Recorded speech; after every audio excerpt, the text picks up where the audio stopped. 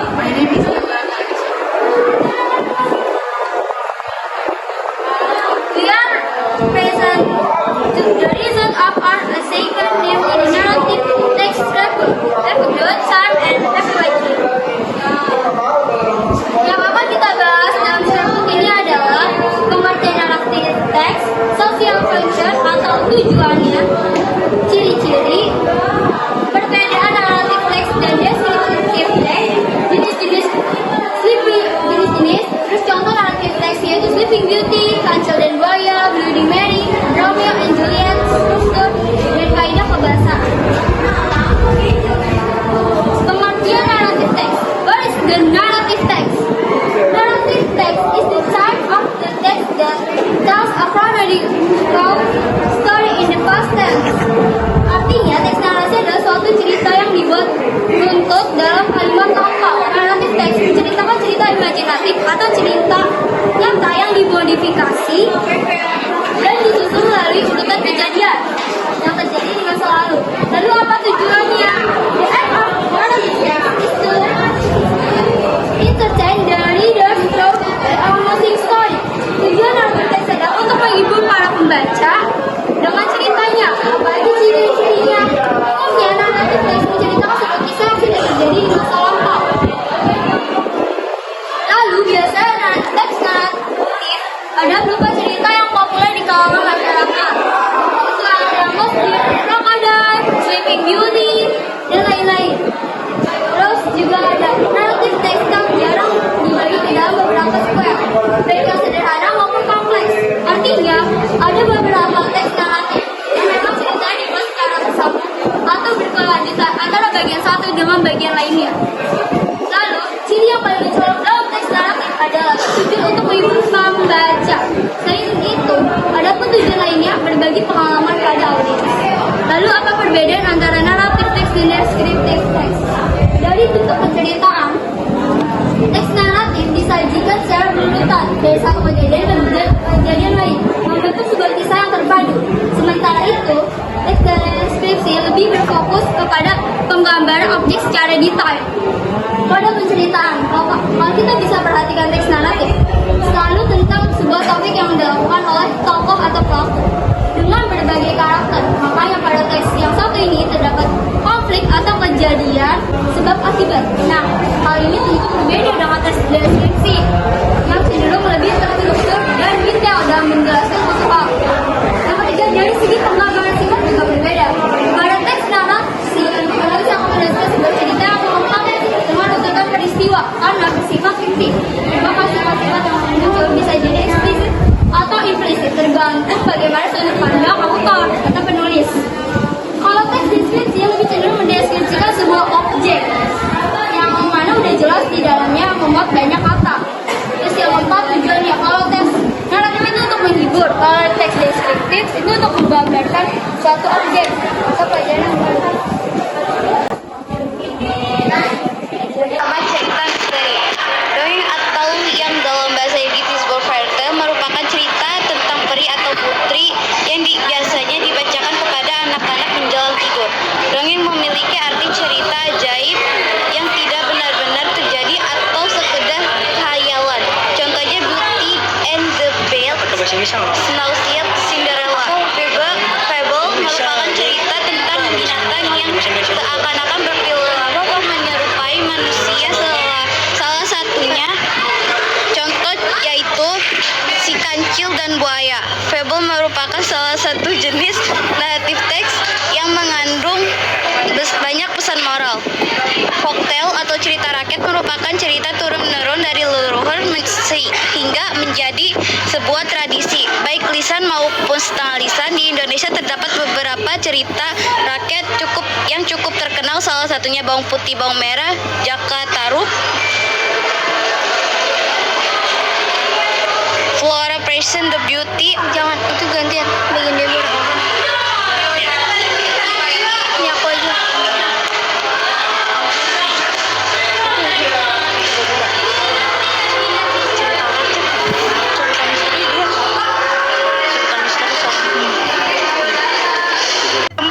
Cerita misteri merupakan salah satu jenis naratif teks berupa cerita misteri atau cerita-cerita yang belum diketahui secara pasti. Contohnya, Menara Saida dan Pasar Hantu Gunung Lowu. Nah, contoh naratif teks selanjutnya yaitu cerita romansa atau yang di dalam bahasa Inggris disebut romanse. Sesuai namanya, cerita romanse merupakan salah satu jenis naratif teks yang berfokus pada kisah percintaan. Contoh cerita romansa yang cukup terkenal di dunia adalah Romeo dan Juliet dan cerita Laila Majnun. Cerita petualangan atau dalam bahasa Inggris disebut adventure stories merupakan salah satu jenis naratif teks yang memuat cerita tentang petualangan yang menarik dan menantang. Salah satu contoh cerita petualangan yaitu Sinbad dan Alibaba. Jenis naratif teks berikutnya yaitu cerita sejarah atau historical narrative text. Cerita sejarah ini biasanya memuat tentang kisah atau asal-usul mula fakta kejadian masa lalu yang memiliki nilai sejarah. Salah satu contoh jenis naratif teks yang cukup terkenal di Indonesia yaitu Pangeran Diponegoro. Mitos atau myth dalam bahasa Inggris adalah kisah yang berlatar masa lalu. Umumnya mitos ini bercerita tentang dewa-dewa atau pahlawan yang mengandung penafsiran tentang asal-usul serta semesta alam. Mitos jangan pakai baju hijau di laut selatan, situ Bendit. Legenda merupakan salah satu contoh naratif teks berupa cerita rakyat zaman dahulu. Legenda biasanya menceritakan asal-usul atau peristiwa sejarah atau tempat. Adapun contoh legenda yang cukup terkenal yaitu cerita tentang Danau Toba dan cerita tentang Gunung Tangkuban Perahu dan juga Rawa Pening. 10. Cerita horor. Cerita horor adalah jenis naratif teks yang di dalamnya mengandung cerita-cerita seram tentang hantu dan makhluk tak kasat mata lainnya. Contohnya Elisa Day, Kucisakeona, Bloody Mary.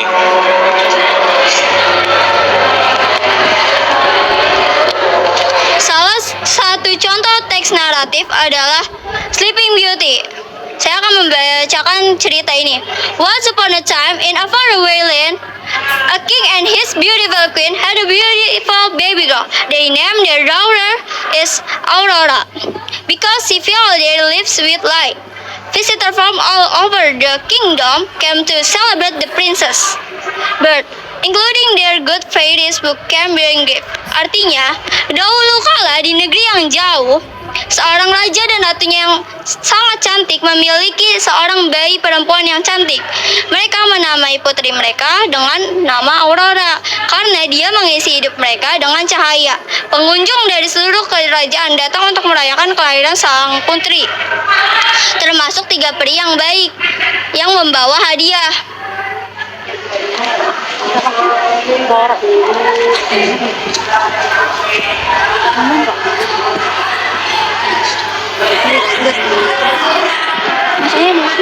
Di sini aja. Dari sini aja. Represent the beauty. For represent the beauty of the princess, Will Fauna gives her a song. Beauty was about to give her gift when the fell fairy Malitin come in a bells of green fire. He also went to give the princess mating a terrible curse. Flora mempersembahkan kecantikan sang putri, sedangkan Fauna memberikan sebuah lagu. Myrden hendak memberikan hadiahnya ketika peri jahat Maleficent datang sekejap api hijau. Dia juga ingin memberikan sang putri sesuatu kutukan yang mengerikan.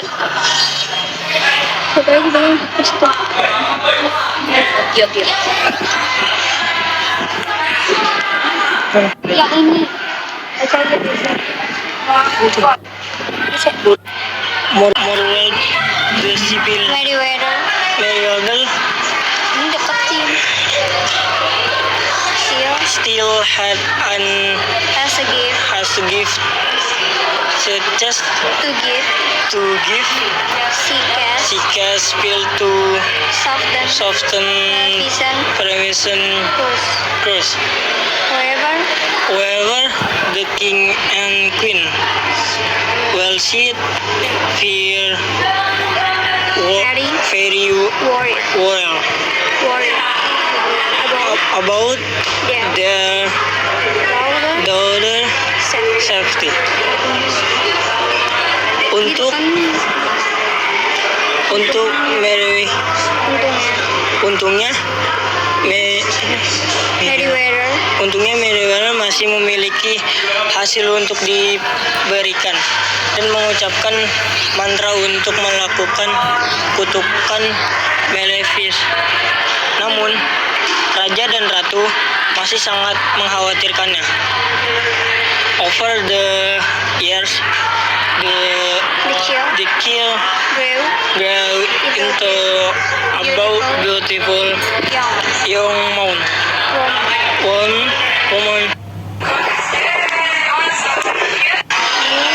Beautiful all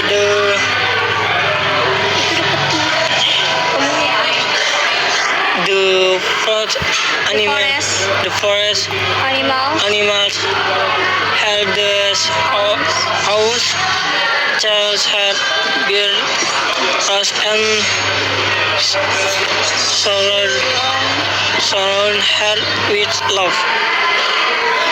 But the never sold the seeds of her parts even while the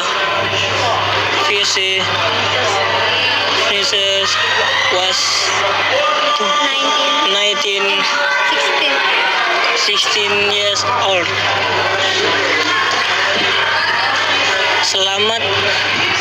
Selama bertahun-tahun, anak itu tumbuh menjadi wanita muda cantik yang diberi nama berteman dengan semua binatang hutan. Ketiga bibitnya memangnya mawar. Bibitnya memanggil mawar dan mengelilinginya dengan cinta. Namun mereka tidak pernah berceritakan rahasia masa lalu. Bahkan sang putri berusia 16 tahun. She spent the morning singing to her friend, and she met the most extraordinary prince she had in her dream.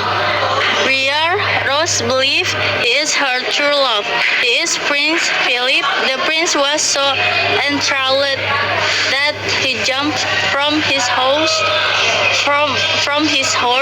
and joined in the singing and dancing. They both falling in love. Dia menghabiskan pagi harinya bernyanyi untuk teman-teman binatangnya, dan dia bertemu dengan pangeran paling luar biasa yang dia miliki dalam mimpinya. Briar Rose percaya dia adalah cinta sejatinya. Dia adalah Pangeran Philips.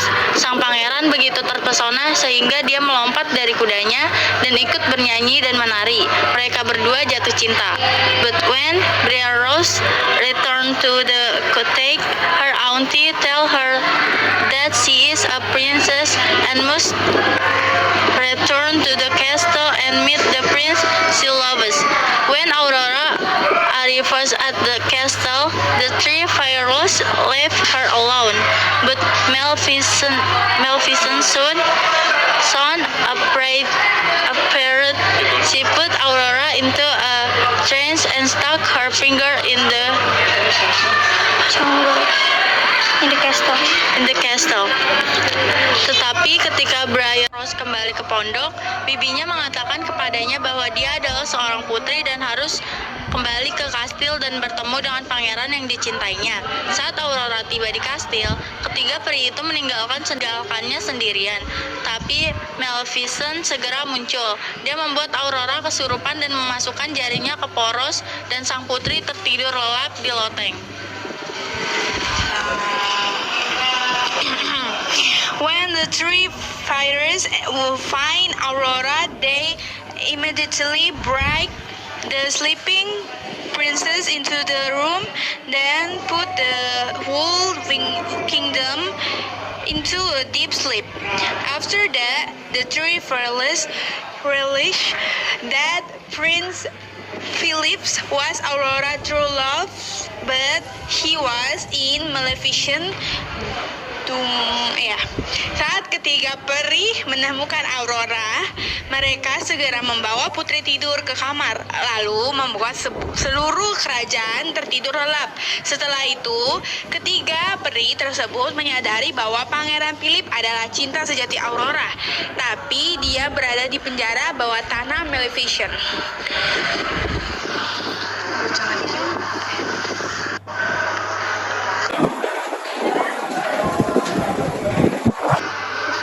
The fairies free him and then arm him with the sword of truth and silent of fear. Now he's ready to fight the evil fairies and save Aurora.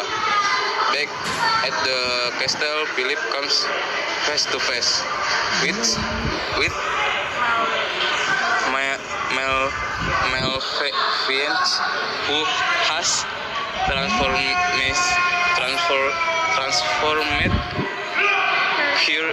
herself into again free-breathing dragon. However, with the help of three good fighters, Philip was able to move his sword swiftly and with certainty. With Maleficent gone, Philip rushed to Aurora's side and placed a soft kiss on the lips. Aurora eyes are with open, the curse has been broken. Peri membebaskan dan kemudian mempersenjatai dia dengan pedang kebenaran dan perisai kebijakan. Sekarang dia siap melawan peri jahat dan menyelamatkan Aurora kembali ke kastil. Philip berhadapan muka dengan Maleficent yang telah berubah dirinya menjadi naga raksasa yang bernapas api. Namun dengan bantuan tiga peri yang baik, Philip mampu menggerakkan pedangnya dengan cepat dan pasti. Dengan kepergian Maleficent, Philip bergegas ke sisi Aurora dan memberikan ciuman lembut di bibir. Mata Aurora terbuka lebar, ketukannya telah dipatahkan. Iya, kutukan. Contoh yang kedua ada si Kancil dan Buaya. Lalu ada Bloody Mary and Romeo and Juliet yang akan dibacakan oleh Tio. Ya. This urban legend does there anyone would open the word Bloody Mary? Their times in form of the mirror will invoke the spirit of adventure. This is an old legend, but nothing is known about the origin of the legend of Bloody Mary. There are many versions of the story of faithful spirit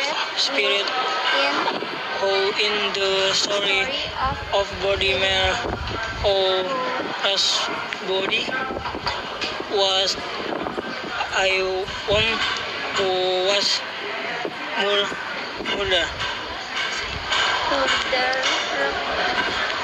Umar legend ini mengisahkan bahwa siapa yang mengucapkan kata Bloody Mary sebanyak 3 kali di depan cermin akan memanggil roh penendam. Ini adalah sebuah legend tua, namun tidak ada yang tahu tentang asal-usul The Legend Bloody Mary. Ada banyak versi yang menceritakan tentang siapa roh penendam dalam kisah Bloody Mary, yang kabarnya adalah seorang wanita yang dibunuh karena pelatih sihir.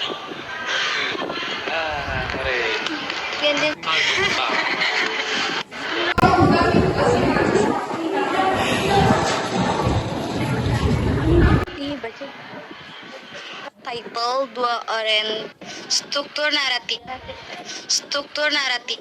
ada struktur naratif ada 1 title, 2 orientation, 3 complication. 1 title merupakan judul sebuah cerita. 2 orientation merupakan bagian pembukaan dari sebuah cerita narasi. Bagian ini mengenal 1 dalam tokoh cerita karakter. 2 latar terjadinya cerita yang meliputi latar tempat, suasana, dan keadaan sosial. 3 waktu cerita, contohnya launch, It's open attention, long time ago, yesterday, a long time ago. 3 completion. Bagian ini akan mulai masuk pada paragraf yang menceritakan terkait awal mula masalah suatu peristiwa atau kejadian. Karena bersifat kronologis, maka masalah yang muncul di awal akan berlanjut menjadi rentetan alur cerita panjang yang mengandung konflik kalimat serta anti kalimat. Susunan dalam completion. Problem yaitu paragraf atau kalimat yang mulai menjurus pada masalah dari suatu cerita. 2 konflik. Lebih kompleks lagi, setelah ada masalah, maka cerita akan berlanjut pada konflik. Di bagian ini audiens akan dibuat penasaran dengan apa yang terjadi antara satu tokoh dengan tokoh lainnya. 3 klimaks, yaitu puncak konflik yang menjadi sorotan utama dalam naratif teks. 4 anti klimaks. Dalam bahasa Indonesia, bagian ini biasa disebut juga sebagai penurunan konflik. Jadi konflik akan berkurang secara pelan. 5 solution. Sesuai dengan namanya, yaitu solusi. Maka paragraf dalam bagian solution akan menjelaskan tentang penyelesaian dari konflik yang sudah diceritakan sebelumnya. Dalam hal ini, complication terbagi dalam 3 konflik, yaitu natural konflik atau antar semesta, social konflik antar suku, 3 psychological konflik pada batin atau diri sendiri.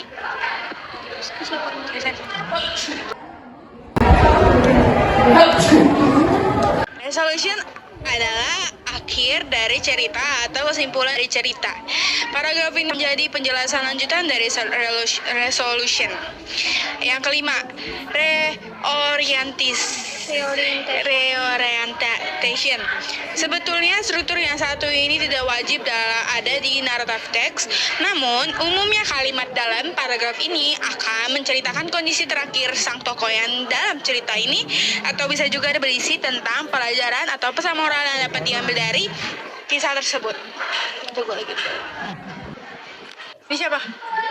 Skip aja struktur kebayaran.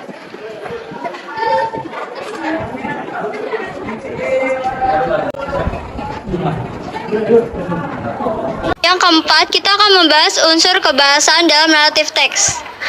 Sini ada cerita The Ugly Duckling. Yang pertama itu unsur kebahasaan yaitu past tense. Past tense pasti digunakan dalam teks naratif karena teks ini menceritakan kejadian di masa lalu. Nah, ada 3 jenis past tense yang menjadi ciri khas dari naratif teks, yaitu simple past tense, past continuous tense, and past perfect tense. A simple past tense digunakan untuk menyatakan suatu peristiwa yang terjadi di waktu lampau. Contohnya, she felt something cracking right beneath her. Ini ada di Ugly Duckling. Terus yang kedua ada past continuous tense, digunakan untuk menyatakan suatu peristiwa yang sedang berlangsung di masa lampau. Contohnya, one day she was waiting for eggs to hatch. Nih, ada juga di Ugly Duckling di paragraf pertama kalimat kedua. Setelah once upon a time. Yang ketiga ada past perfect tense, digunakan untuk menyatakan bahwa ada suatu kejadian atau aksi yang telah selesai pada suatu titik di masa lalu sebelum ada kejadian lainnya di masa lampau juga terjadi. Contoh, Mama Duck had promised herself that she would love her children equally. Contohnya ada di sini, but Mama Duck has promised herself that she would love her children.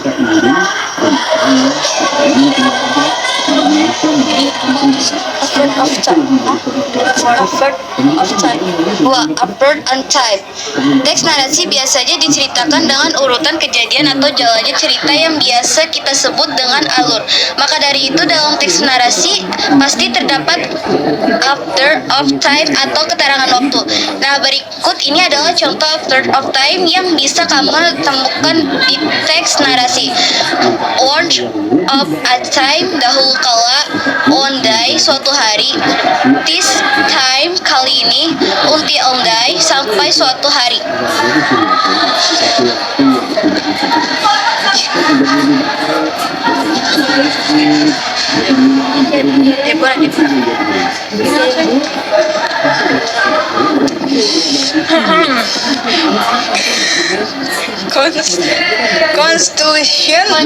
Conduction time. Selain keterangan waktu, kamu juga bisa menemukan time conduction atau kata hubung waktu di teks naratif. Contoh dari time conduction yang dapat digunakan dalam teks narasi adalah when adalah saat, after, as, since, once, until, before, as soon as, while. And ada di sini declared speech. Declared speech adalah ucapan langsung yang diutarakan oleh seorang dalam cerita. Jika seakan-akan pembaca bisa merasakan suasana seperti pada dalam cerita tersebut. This one look nothing like his brother and sister. One of them said. Dialognya diapit oleh tanda penting. Setelah kalimat di right space diberikan tanda koma dan tulis pelaporannya dengan saying verb-nya. Contoh, the sure is ugly, the other one added.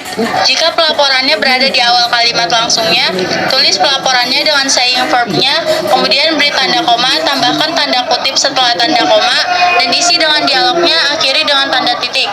Contoh, one of the swan said, you are the most beautiful swan I have ever seen. Apabila dialog diakhiri dengan tanda tanya atau tanda seru dan pelapornya berada di akhir dialog, maka dialog di dalam tanda kutip tidak ada penambahan koma. Tapi kalau pelaporannya berada di awal koma, tetap dibutuhkan.